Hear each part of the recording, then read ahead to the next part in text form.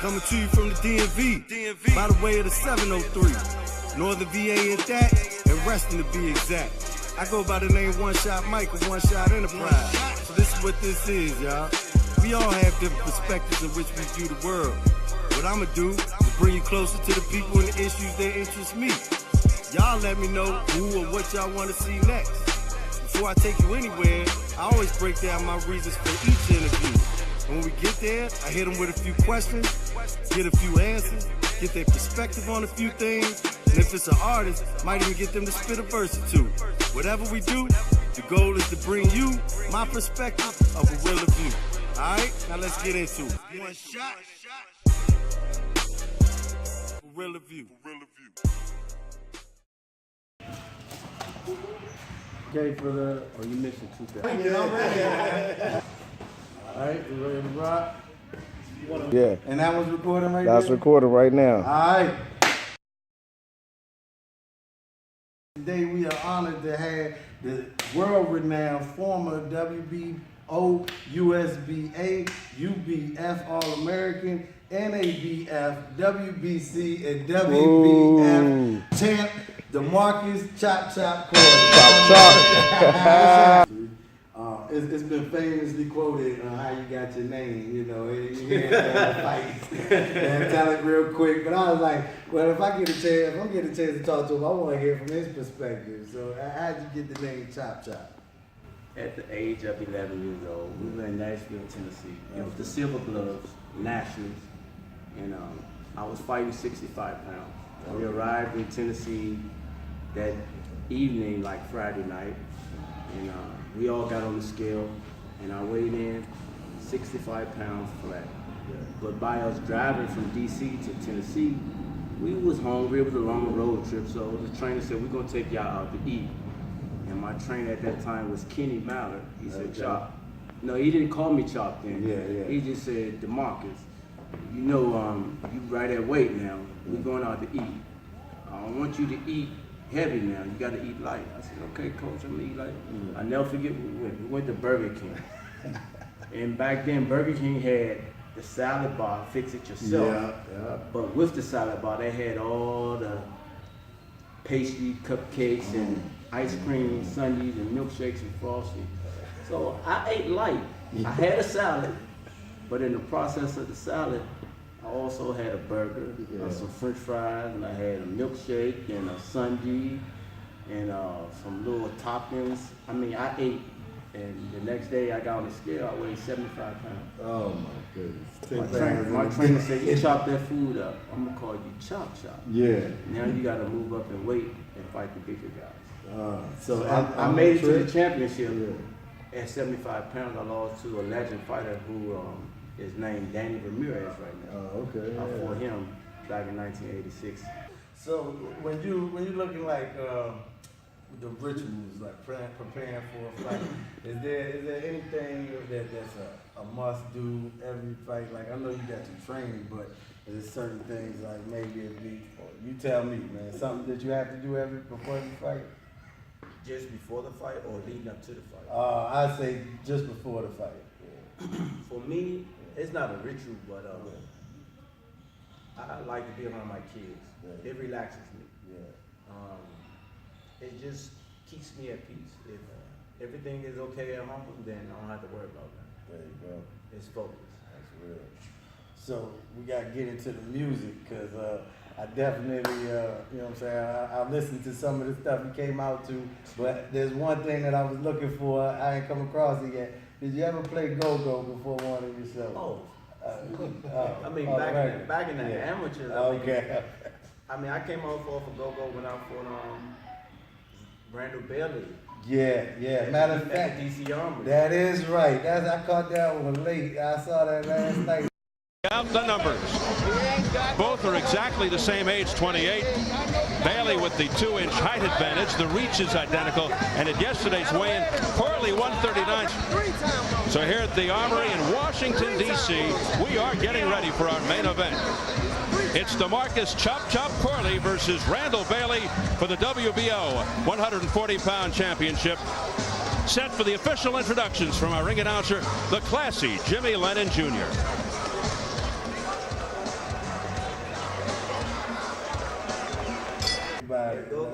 I used to be that go-go person. I used to go to the go-go and dance all night. Yeah, who was the band? I used to go see NEG, Yeah. Red Essence, and when I leave the go-go, my shirt be soaking wet. I would go to the car and change my shirt and drive home. They were like, man, you just go there to dance, and man, it's like a workout. Yeah, I bet it is, man.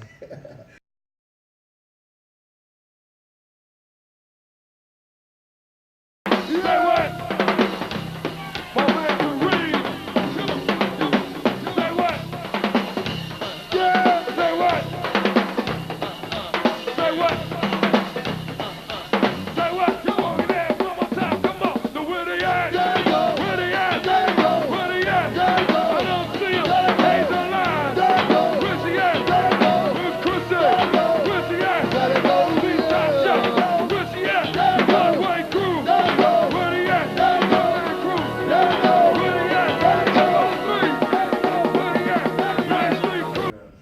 I grew up playing basketball, and I always kind of like when you're in the flow or you're in the zone, whatever you want to call it, it's kind of like it's a rhythm to it. You know what I mean? So that's what you're saying, like happens in the ring. It's music. It's art. Yeah. You gotta be able to create it when you're in there. Until you find out how to create it, you're not gonna be that good fighter that you want to be. You may be okay, but when you start studying other fighters and thinking about the things they do and why they do it, it's science, it's art, it's a craft. So the tidal wave is moving, you know, stuff is happening for you. What was your biggest fight that had the most hoopla surrounding it? You know, it just took a lot for you to get in that mental space because of how much is happening with this fight. Was there any like that? I'd say the biggest fight would be the Mayweather fight. Yeah. I mean, Mayweather was up and coming, rising. He wasn't Money Mayweather at the time. Gotcha. He was Pretty Boy Floyd. Right, You know? right. 2004, he was just coming out of 135 pounds. And the winner between me and Floyd will fight Arturo Gotti for the WBC title. Okay. Yeah. And he had just won the WBC title at 130, then he moved to 35, and he won it at 35, so he was coming to 40. And there's something about the WBC that was Floyd's thing. He wanted to fight the WBC all the time. Yeah.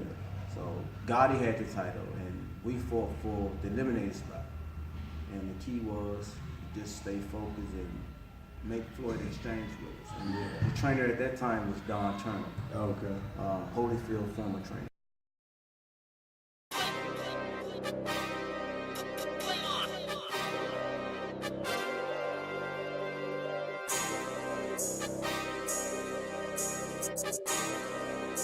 I see you traveled the world, man. That's what I was going to ask you about. Like, I'm Argentina. I don't even get started, but the list goes on. So, with that, you know, just taking it outside of boxing a little bit, what kind of perspective did that give you, just in general, and for life in general, just seeing that many places in the world?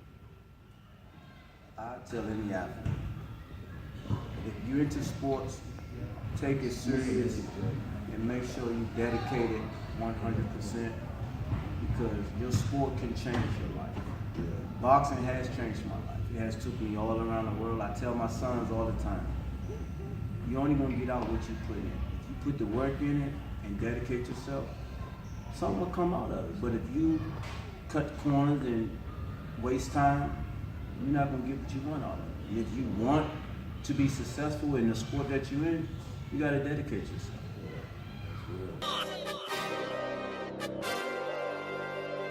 So we're gonna flash forward a couple years, and you just was that WBO junior welterweight. You took that over in 2001, I believe, correct? So June 30th. June 30th. So with that, I just wanted to touch on some of the fighters that you fought around that time, and the fact that you was willing to lay that belt on that line, and you gotta respect that. So just to point out a few for the people: Zab Judah, Floyd Mayweather, Miguel Cotto, Marcus Maidana, all in a what I say about a 60, like at least a year to 2 year period, right? Yeah. So Every year it was a top name. top champ. So just give us your opinion on, because I know a lot of fighters get the belt and they want to sit with it, and you was ready to put it out there and keep defending it. So how do you feel about that and how fighters pick fights? It's not so much of the fighters picking the fights now. Back then, the fighter would say they want to fight that person, and the promoter will put that fight together. Okay. Now it's the manager and promoters picking and choosing who they want their fighter to fight, because it's a monopoly. They don't want their fighter to fight a good fighter or a fighter that got skills level that can beat their fighter. They want their fighter to fight someone that's not on the level that their fighter is on, so they can continue to hold the title. Yeah. So, okay, with those names that we just spoke on, and if it's somebody outside of those four, let me know. But just from your perspective, who do you think had to pack the most power, and who fought the smartest fight of your career, really? Well, first, the smartest fighter out there, that's Floyd Mayweather.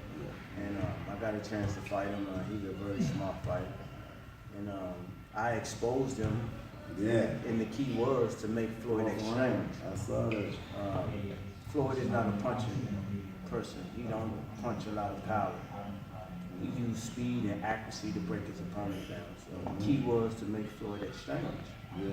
And we caught him in the third and in the fourth round as he was in exchanging with me, trying to see if he could take my punches and deliver punches at the same time. And a power puncher, I can name a couple of them that I've been in there with.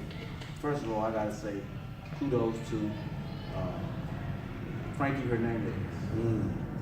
I stepped up to welterweight, and I was winning the fight. The fight was scheduled for 10 rounds. It was on Showtime.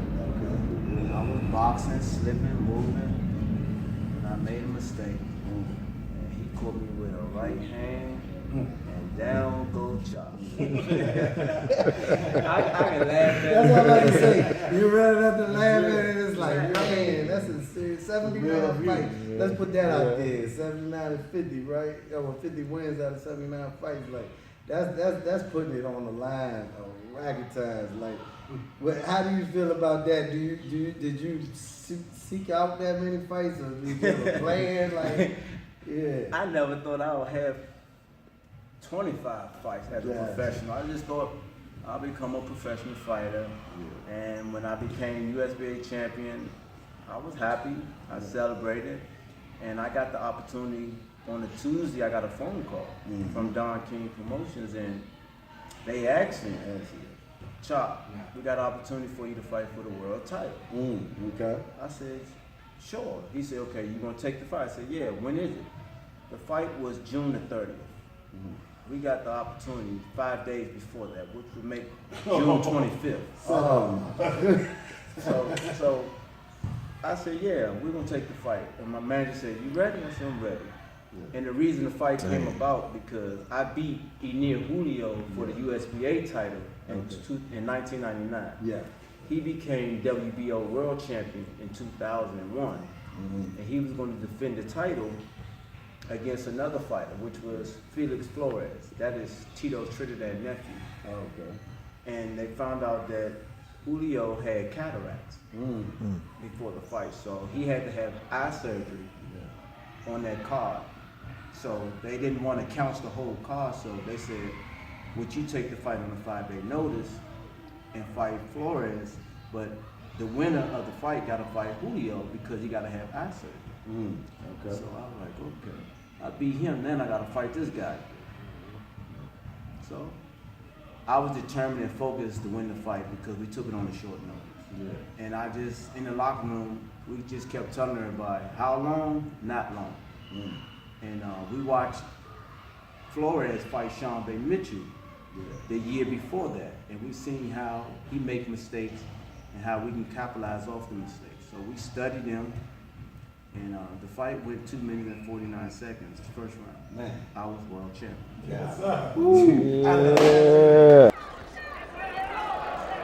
Flores said he's done well against lefties, even though he lost to Sean Bay Mitchell. He fought well. His last, down goes Flores on a right hand, and he gets up quickly.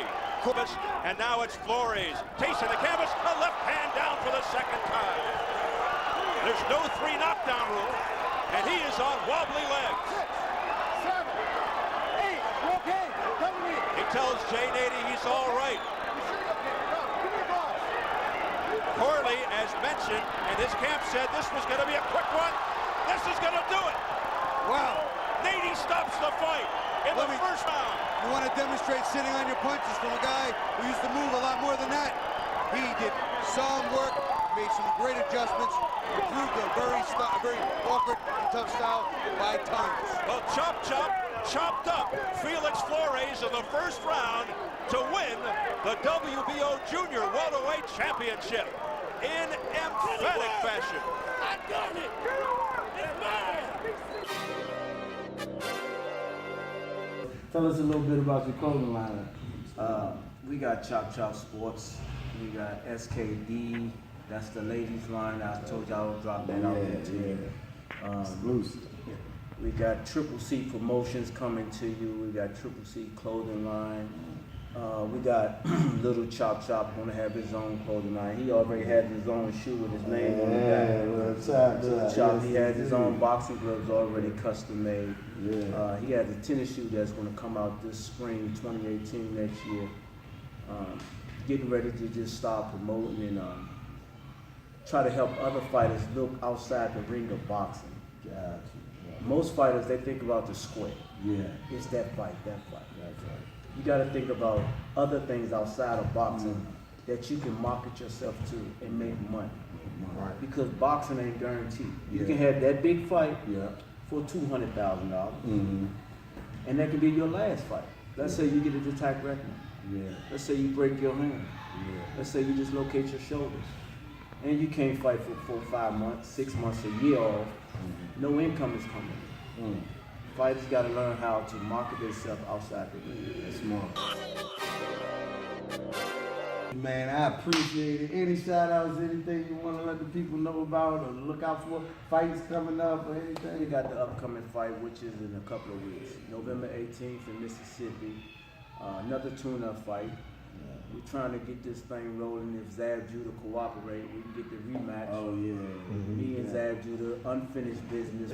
Hopefully, he can sing the right tune and we can make this rematch happen. So all the other fighters out there, get ready. Chop Sports coming to you full effect. We got Corley Sports, Pearl. We got Chop Sports Clothing Line. We got Triple C Promotion. We got Triple C Clothing Line. The ladies, we got SKD for you all. Oh, yeah. I'll let you know what SKD stands for once we drop it. But remember, SKD is coming to the ladies. You can find me on Instagram, chopsports.com. Get that up there. Facebook, DeMarcus Corley. Facebook again, Chop Corley Sports. chopcorley.com, the website. Tune in. 2 people to help make this interview possible.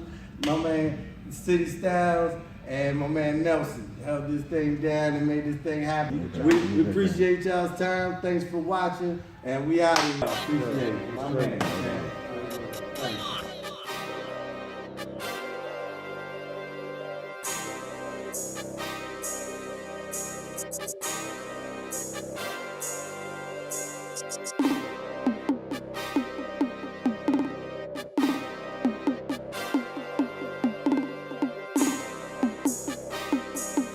City Styles.